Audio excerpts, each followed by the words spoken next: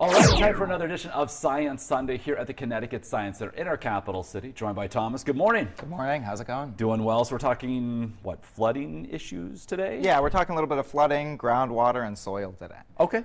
So I've got this set up, and on one side I've got regular old soil that's uncovered on the top, and we're going to see what happens when it rains on this soil. And then on the other side, we've got a side with duct tape, which is supposed to represent pavement or concrete or other things that we use to kind of like cover up soil for parking lots, buildings, and that kind of stuff. Okay. And we'll see what happens when it rains on this kind of area. All right. So I got my big watering can here. We'll just start raining. I'm going to do it mostly on this side first.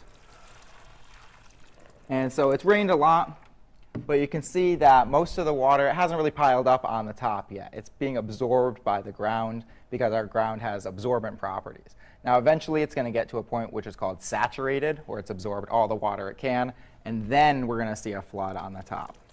So I'll fill it up way up here. So at this point the groundwater is just about saturated. It's filled up mostly. It's flooding a little bit on the top here. And if we had a lot more rain, if this rain continued on for a couple of days, we would see a lot more flooding.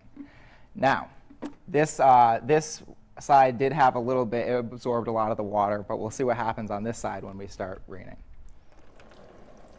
So on this side, our water is piling up really fast. There's not much room for it to get down below the tape there. It'll drain off eventually, but it takes a lot longer for that water to drain off into the groundwater and be absorbed, so it's going to start causing a flood on the top a lot quicker, and that's going to be a big problem for cities that don't have as much drainage, right?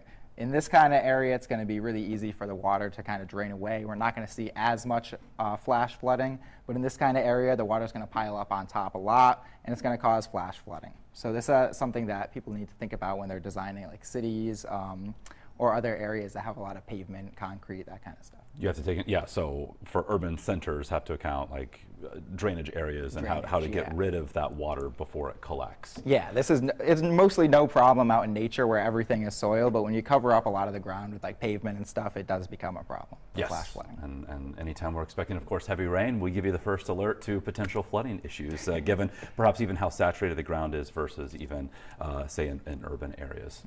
All right, we want to let folks know about something actually happening, not next weekend, but this coming Tuesday that's geared toward educators, administrators, of local schools. Yeah, we've got our Educator open house going on. So this is an open house for educators, administrators, and their families to come check out a lot of the offerings that we have. We have our traveling programs, our public programs on display, a lot of different stuff that you can check out that might be beneficial to schools. You can learn how to transform your classroom to a launch pad for curiosity. Absolutely. Learn about some field trips, traveling programs, assembly shows, and much, much more that's offered, of course, by the Connecticut Science Center. All right, Thomas, thank you so much. And of course, we'll see you for another edition of Science Sunday next weekend.